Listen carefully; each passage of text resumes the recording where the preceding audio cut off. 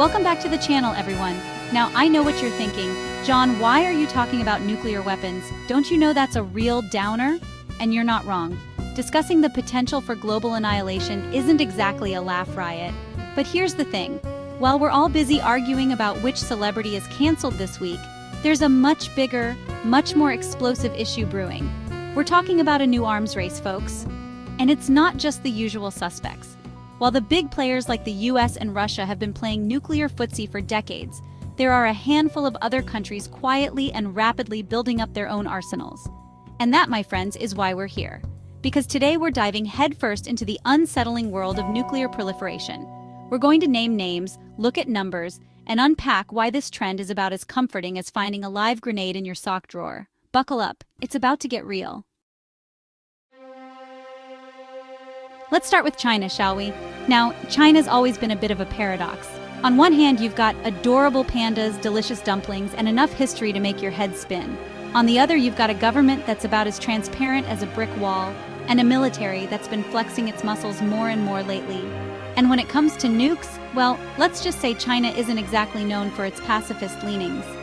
Back in the 1980s, they had a respectable, if not exactly terrifying, stockpile of around 224 warheads. But then, something interesting happened. Maybe it was the fall of the Soviet Union, or perhaps they just got tired of watching everyone else play with the big boy toys. Whatever the reason, China decided it was time to up their nuclear game. And boy, did they ever. Fast forward to today, and China's estimated to be sitting on a cool 500 warheads. That's more than double their previous arsenal. And it's a number that's making a lot of people, including those paid to worry about these things, rather nervous. But wait, there's more.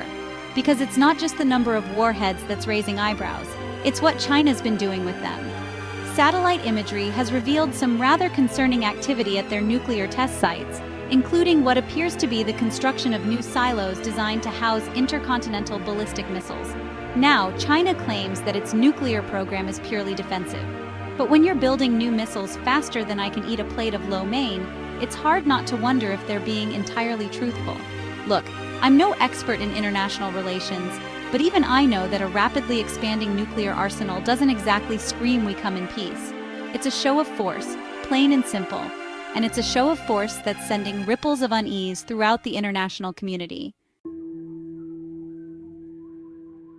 Now let's shift our focus to Pakistan, shall we? A nation that's no stranger to geopolitical complexities and, unfortunately, nuclear weapons.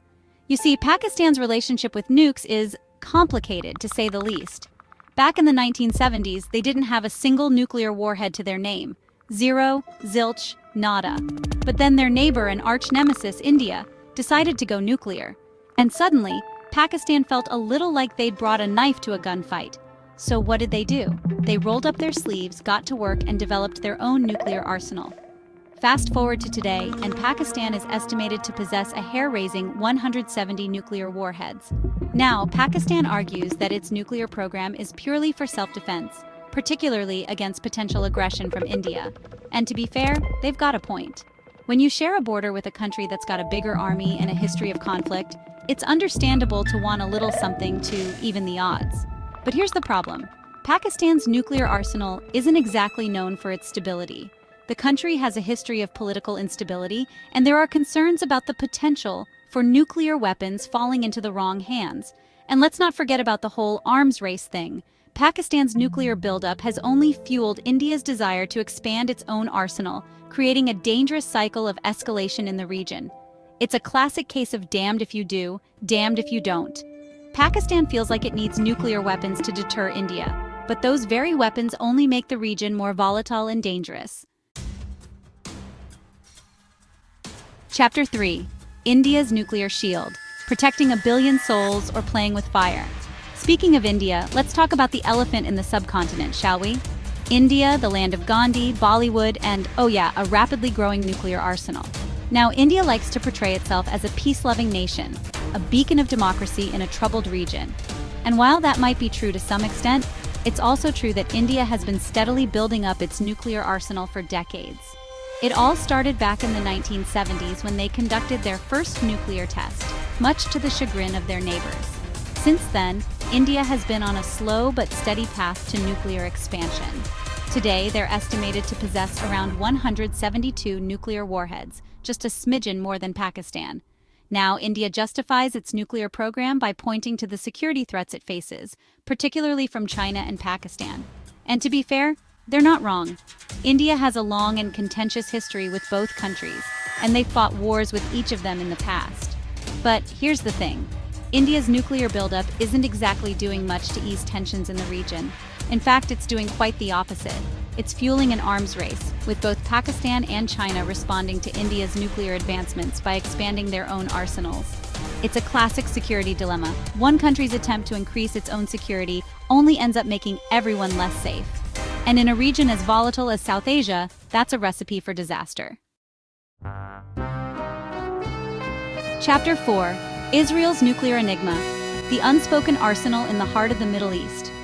Now let's talk about Israel, shall we? A nation that's about as straightforward with its nuclear program as a teenager is with their browser history. See, Israel has this funny little policy called nuclear ambiguity. Basically, it means they won't confirm or deny having nuclear weapons. They're like that friend who shows up to a party with a suspicious-looking duffel bag, but refuses to tell you what's inside. You just know it's either something awesome or something that's going to get everyone arrested. But here's the thing. While Israel might be playing coy, everyone and their grandmother knows they've got nukes. They've got the facilities, they've got the technology, and they've got the history. Estimates vary, but most experts believe Israel possesses somewhere between 90 and 200 nuclear warheads. That's right, up to 200 potential mushroom clouds just chilling in the desert. Now, Israel argues that its nuclear ambiguity is necessary to deter its enemies, particularly Iran. They claim that by keeping everyone guessing, they create a level of uncertainty that makes their adversaries think twice before attacking. And to be fair, it's a strategy that's worked for them so far.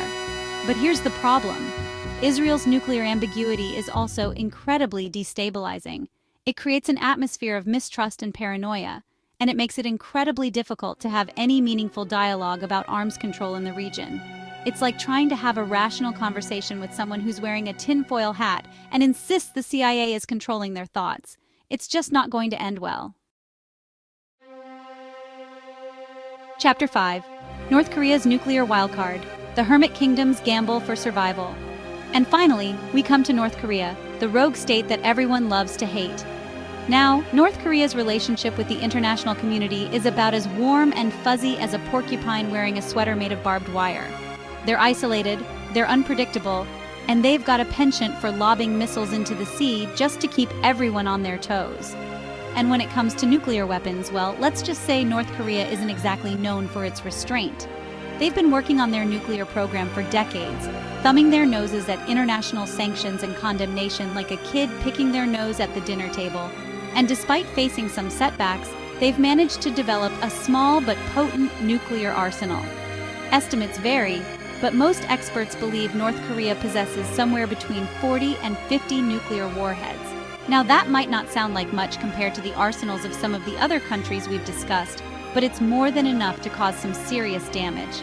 And that's precisely what North Korea wants the world to know.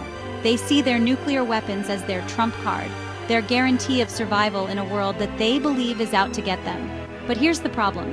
North Korea's nuclear program is incredibly destabilizing. It's a major obstacle to peace and stability on the Korean peninsula, and it poses a serious threat to regional and global security. It's like having a rabid badger locked in a room full of balloons. You know, it's only a matter of time before things go horribly wrong. The nuclear domino effect, a call to action in a world on edge. So, there you have it. 5 countries, 5 nuclear arsenals, and a whole lot of reasons to be worried. Look, I'm not going to pretend that there are any easy answers here. The issue of nuclear proliferation is complex, multifaceted, and frankly, terrifying. But that doesn't mean we should just shrug our shoulders and accept our fate as potential victims of a nuclear apocalypse. We need to be talking about this, folks. We need to be putting pressure on our leaders to find ways to reduce nuclear stockpiles, to strengthen international treaties, and to create a world where the threat of nuclear war is nothing more than a distant memory. Because the alternative, well, let's just say it's not pretty. So the next time you're feeling overwhelmed by the sheer absurdity of the world, remember this. There are people out there working tirelessly to prevent nuclear annihilation, and they need our support. Stay informed, stay engaged, and